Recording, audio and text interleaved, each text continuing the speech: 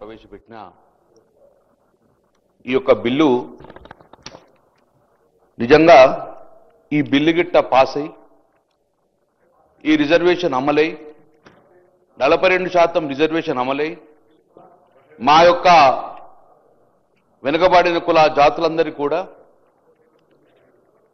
రాజకీయంగా ఉద్యోగపరంగా విద్యాపరంగా 42% రిజర్వేషన్ వస్తే ఎక్కువ సంతోషపడిలో మొదటి వరుసలో ఉన్న వ్యక్తిని గంగుల కమలాకర్ సార్. మా పార్టీ పక్షాన కూడా మేమందరం కూడా ఈ బిల్లు పాస్ కాయి తర్వాత ఎలాంటి న్యాయమైన చిక్కులు లేకుండా మాకు రాబోయే కాలంలో 42% రిజర్వేషన్ తోటి అటు మున్సిపాలిటీ కానీ ఇటు పంచాయతీరాల్లో కానీ మేమెంతో మాకు అంత వాటాగా రిజర్వేషన్ వస్తే మా ఎలక్షన్లలో నిజంగా ఇది అయితే గిట్ట చాలా సంతోషపడే వ్యక్తం చేస్తాం అధ్యక్ష. ఎల్పీ మినిస్టర్ గారు కూడా ఒక మాట అన్నారు, మీరు సూచన సలహాలు ఇవ్వండి, గతంలో మీరు ఇచ్చారు, ఈసారి కూడా ఇవ్వండి అన్నారు. గౌరవ ముఖ్యమంత్రి గారు ఇక్కడ ఉన్నారు. ఆ రోజులంగా మీరు మార్చిలో బిల్ పెట్టినప్పుడంగా బిల్ 3 బిల్ 4 పెట్టినప్పుడంగా సంపూర్ణంగా స్వాగతించినాం. సంపూర్ణంగా దాన్ని ఏకపక్షంగా అందరు నిర్ణయం చేసుకొని ఈ బిల్లు పంపిన అధ్యక్ష. ఆ రోజు కూడా మమ్మల్ని సూచనలు అడిగారు, మేము కూడా సూచన క్లియర్ చెప్పినాం. ఏమని చెప్పినాం క్లియర్గా? గౌరవ ముఖ్యమంత్రి గారు చెప్పారు, మీరు కూడా రండి, నేమ్ కూడా మెన్షన్ చేశారు, గంగుల కమలాకర్ శ్రీనివాస్ యాదవ్ మీరు కూడా రండి, అఖిలపక్షం తీసుకెళ్దాం, ఈ బిల్లు ఒత్తిడి తీసుకెళ్తాం అంటే yes sir will come with you అని చెప్పాము అధ్యక్ష.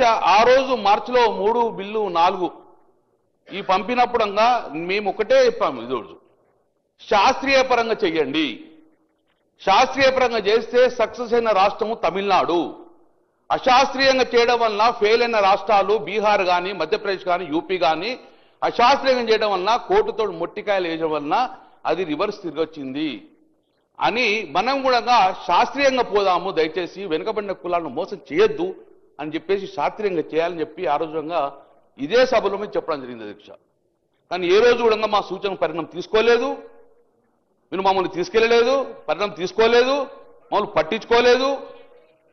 కాబట్టి ఇప్పుడు మీరు స్వాగతించరా, మీరు పరిణామం తీసుకుంటే ఇలాంటి చిక్కులు రాకపోవు అధ్యక్ష. 42% రిజర్వేషన్ ఇప్పుడు ఇస్తున్నామన్నారు అధ్యక్ష. బిల్లు తీసుకొస్తాం, బిల్లు తర్వాత జీవో తీసుకొస్తామని చెప్పారు. నేను గౌరవ ముఖ్యమంత్రి సూటిగా అడుగుతున్నాను, ఈ రాష్ట్రం యొక్క అసెంబ్లీ తీర్మానం చేసిన తర్వాత బిల్లు పాస్ అయినాక జీవో ఇవ్వాలంటే మరి ఈ 22 నెలలు ఏం చేసిండ్రు? మరి అప్పుడే మీ ప్రభుత్వం ఏర్పడిన తర్వాత 6 నెలలు ఇస్తామని చెప్పి కామన్ డిక్లేర్ ఇచ్చారు కదా, అదే రోజు మీరు జీవో వచ్చి ఎన్నికలకు పోస్తుండే కదా, మరి ఎందుకు జీవో వేయకుండా సుమారు 6 కమిటీలు వేసిన అధ్యక్ష. నేను ఒకటి వరుసగా మీరు చెప్తున్నా అధ్యక్ష, మీరు నిజంగానే ఈ రోజు కార్యక్రమం చేసే విధంగా అప్పుడే చేస్తే గిట్ట మీరు ఈ జీవో నెంబర్ 26 తీసుకొచ్చిండ్రు. జీవో నెంబర్ 26 మార్చి 2024 తీసుకొచ్చారు. బ్యాక్వర్డ్ క్లాస్ డిపార్ట్మెంట్ నుంచి జీవో ఇష్యూ చేసిన అధ్యక్ష.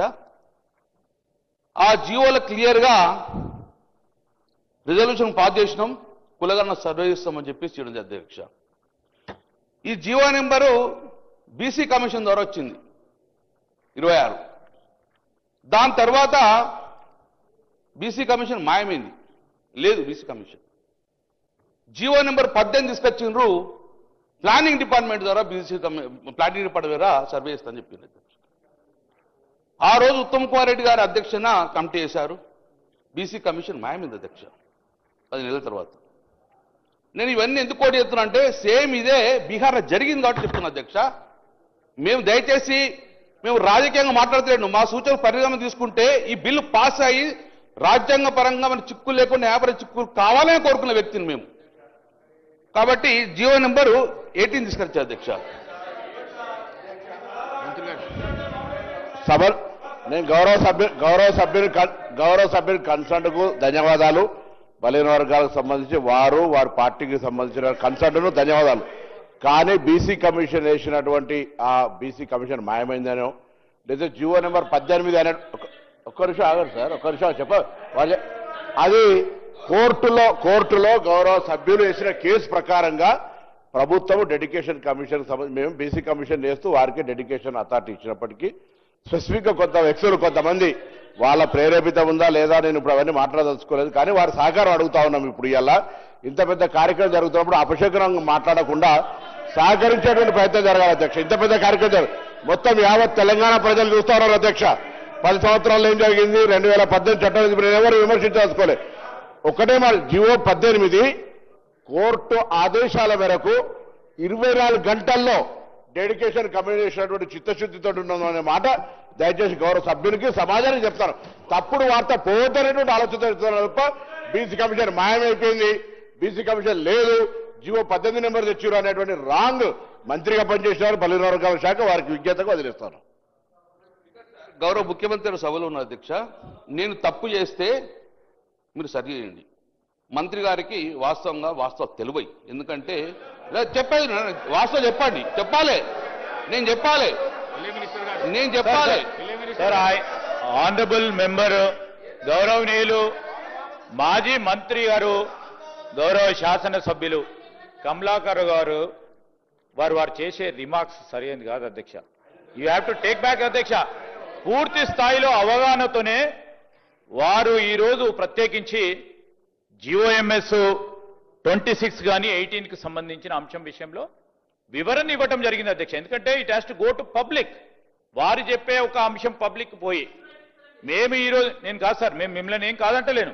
ఇఫ్ యూఆర్ అగేన్స్ట్ ఓబీసీసీ రావద్దు అనుకుంటే మీరు చెప్పండి, రావద్దు అంటే ఊరుకుంటాము. మీకు వద్దు, మీ పార్టీకి వద్దు, ఓబీసీ రిజర్వేషన్ వద్దు అనుకోండి, ఈ విధంగా అవరోధం కలిగిస్తామంటే చెప్పండి సార్. వారి ఒపీనియన్ కూడా ఈ రోజు వారు ఆ విధంగా మాట్లాడటం సరికాదు. నేను దయచేసి please take back your remarks sir. గౌరవ సభ్యులు కమలాకర్ గారు, గతంలో మీరు మంత్రి పదవి చేశారు. ఒక మంత్రికి తెలియదనడము సమంజసం కాదు. ఆ మాటను మీరు వాపసు తీసుకోండి. సార్ అధ్యక్ష, ఆకారాలు పెద్దగా ఉంటే అవగాహన ఎక్కువ ఉంటుంది అనుకుంటే నాకు తెలియదు అధ్యక్ష. అవగాహన లేదు అంటే ఆయన కంటే ఎక్కువ చదువుకున్నా, రాజకీయాల విద్యార్థి దశ నుంచి ఉన్నా, నాకు ఎక్కువ తెలియదు అని అంటే వాళ్ళ పార్టీ వాళ్ళ నాయకులు మాట్లాడతారు. కానీ నేనేమంటున్నా, ఆకారంలో పెద్దగా ఉంటే అవగాహన ఎక్కువ ఉంటుంది అనుకుంటే దయచేసి అర్థం చేసుకొని ఆ మాటలు వాపసు తీసుకోవాలి. ఇది పొరపాటు. దయచేసి ఈ విధంగా మాట్లాడితే పొరపాటు మాట మాట్లాడుతా ఉన్నా.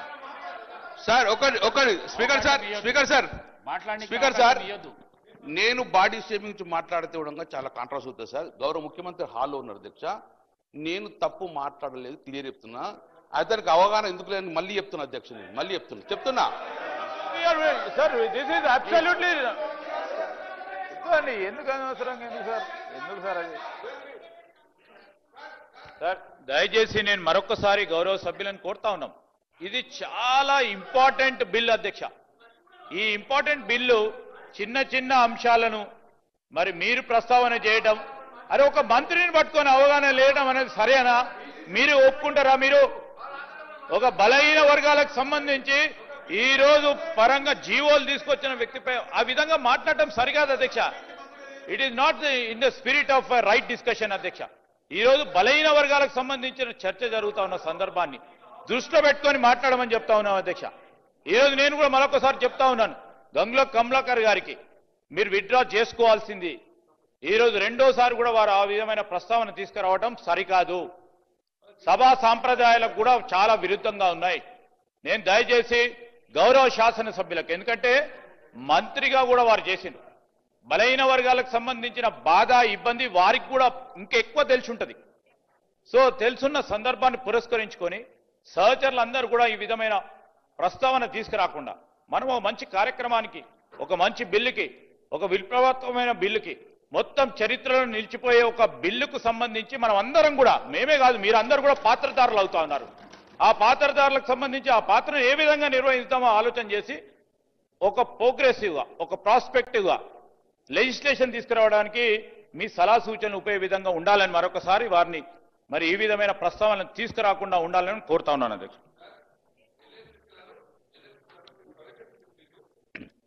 మీరు ప్రవేశపెట్టిన బిల్లు గంగుల కమలాకర్ అదే సార్, మీరు ప్రవేశ వన్ మినిట్ గంగుల కమలాకర్ గారు 1 మినిట్. ఢిల్లీ మినిస్టర్ గారు రెండోసారి మీకు రిక్వెస్ట్ చేసిండ్రు, ఆ వర్డ్స్ ఏవైతున్నాయో అవి విత్డ్రా చేసుకోండి. మీరు కూడా గతంలో మంత్రిగా పనిచేశారు. తెలియదు అనడం సమంజసం కాదు. దయచేసి విత్డ్రా చేసుకోండి. కేటీఆర్ గారు ప్లీజ్ ప్లీజ్. ఇది ఇంపార్టెంట్ బిల్ కేటీఆర్ గారు, ఇది ఇంపార్టెంట్ బిల్లు. ప్లీజ్. దయచేసి స్పీకర్ సార్, మీరు కూడా మా హక్కులు కాపాడాలి అధ్యక్ష. మీరు మీరు మీరు కూడా మా హక్కులు కాపాడాలి. ప్రతి మాట్లాడిన కొద్దీ మీరు మాకు అవకాశం ఇచ్చారు స్పీకర్ సార్, మీరు మాకు అవకాశం ఇచ్చిర్రు.